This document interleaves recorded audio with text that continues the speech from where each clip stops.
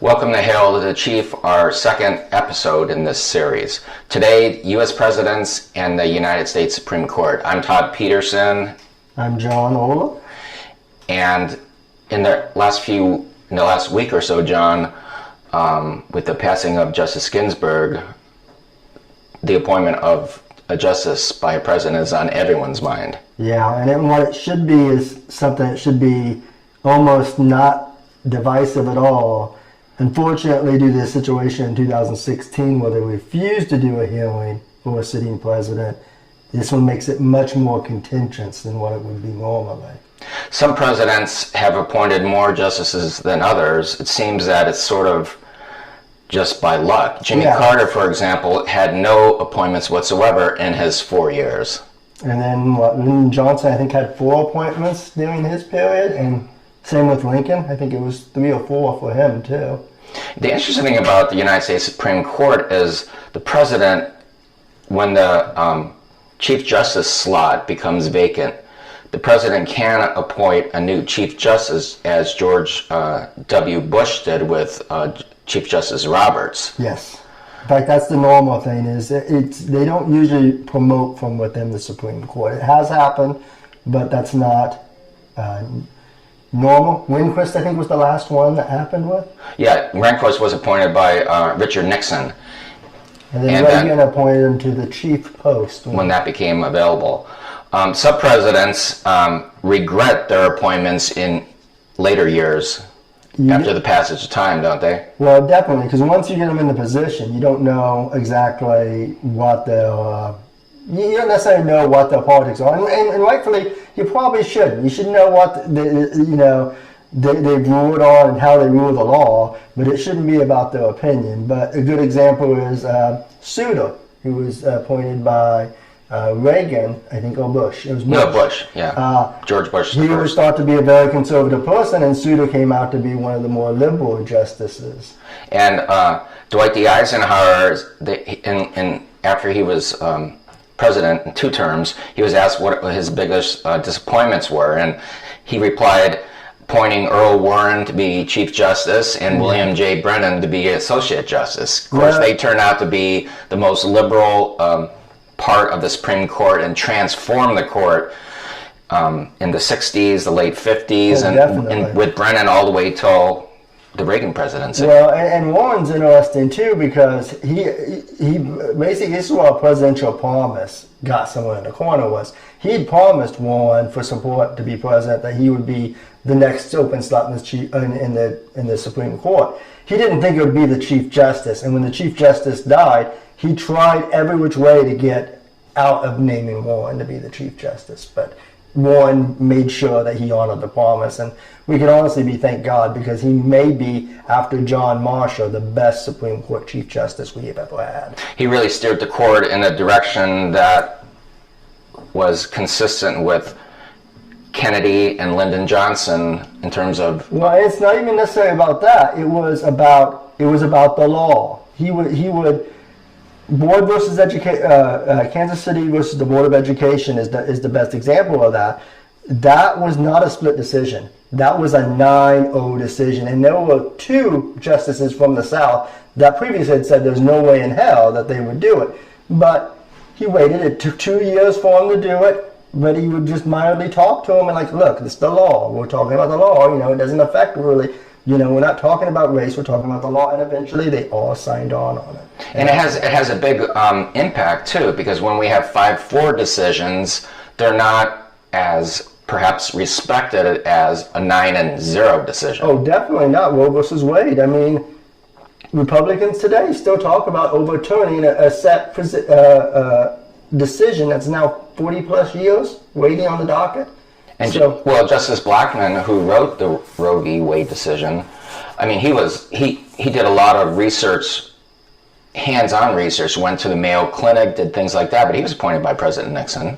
Well, I mean, and that's the thing about with Ruth Bader Ginsburg. I mean, up until her last days, she was hard at work. I mean, from the hospital bed, she was listening to cases.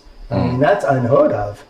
Yeah, her passing was rapid. It was just She'd been sick for several years, and we don't know exactly how sick she'd been the last year. She'd been in and out of the hospital. But. And of course, there's discussions that is being put to the Democratic nominee, Mr. Biden, about enlarging the Supreme Court beyond the 9 justices. And there's nothing in the Constitution which says it has to be 9, and it's changed it. It definitely has changed, because it wasn't started at 9, and it's changed. And a lot of people take a knee-jerk reaction to Franklin Delano Roosevelt's court packing scheme in the 30s. But, in this one, it's a little bit different. The fact is that it is probably, there needs to be definitely some fixing of the justice system.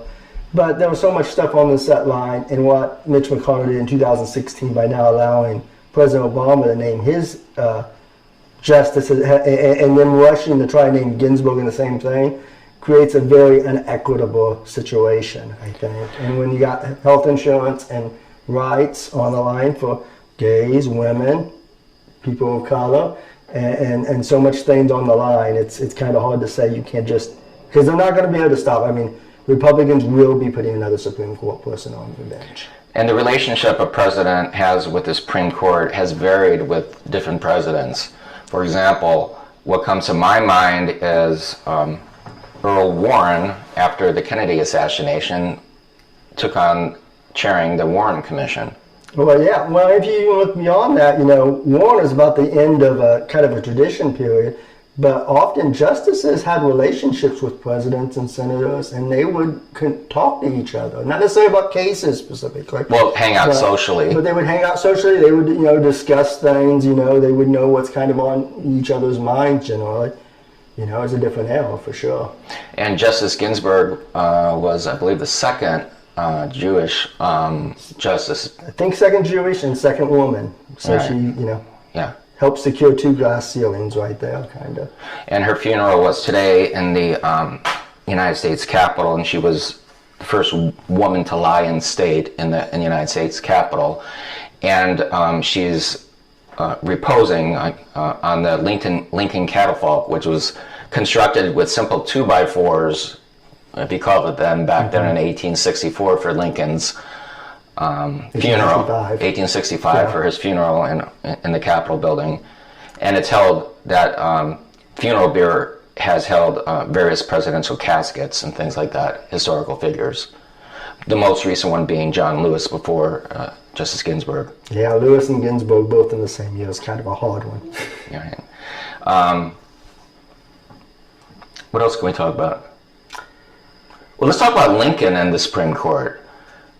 Yeah, if you want to go back, we talked about, once again, the presidents that have made their mark. Lincoln is an interesting mark on the Supreme Court because it shows a difference in almost any other president in the fact of just the lack of animosity and just the amount of decency it was in how he chose his members, because the most known one is the Chief Justice to replace Taney, and it was a political foe in Salmon Chase.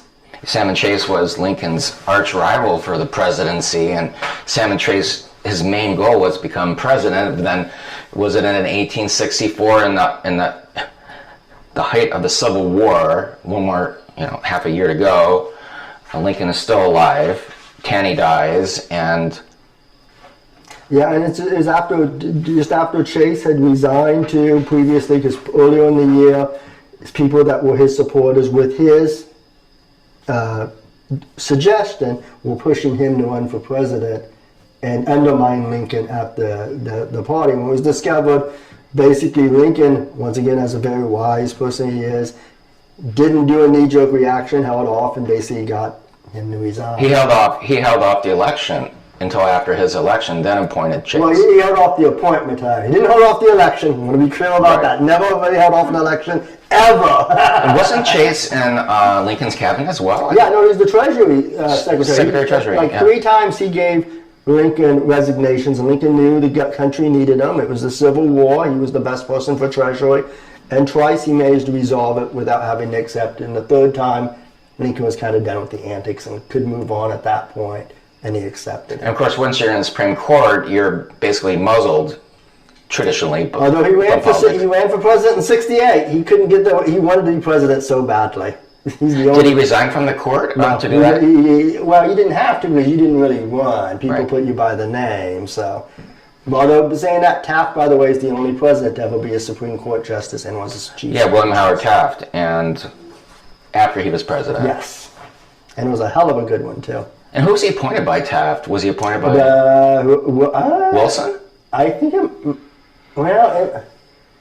doesn't make any sense that would be Wilson. Wilson was Democrat, so it may have been. Probably Warren Harding. It was probably Harding. Yeah. But there's a chance it might have been Wilson. But I would guess it's Harding. I'm guessing. And William Howard Taft was in his writings after he was president always was frustrated with how to handle the presidency, but he came into his own when he was in charge of the Supreme Court as Chief Justice. He loved that job. What he was made for. I mean, he was always, the law was what he loved. I mean, the only reason he got sucked up in the presidency was for going to Washington with the love of the law, and he met, I think it was President Harrison, as he was in the White House there and got to see it the first hand. And at the time of President Taft's death as Chief Justice, the U.S. Supreme Court was just being constructed. And that was also, it was previously not a separate building. They had to meet into a dingy room in the basement of the Capitol building, if I remember right. I've been in there, yeah, and it's called the historic Supreme Court. And Taft made a big push when he was Chief Justice, like, this is not right. We're an equal branch of government. Why do we get like the bad stepchild of government's room? And actually, the Lincoln catafalque, the funeral bier, rests inside the Capitol in a crypt where George Washington was supposed to be buried. That makes sense. And you can see that when you go on a tour of the Capitol, whenever it is opened. Well, we want to thank you for watching our second installment, Presidents and the Supreme Court. Subscribe and like us. Look forward to hearing from you.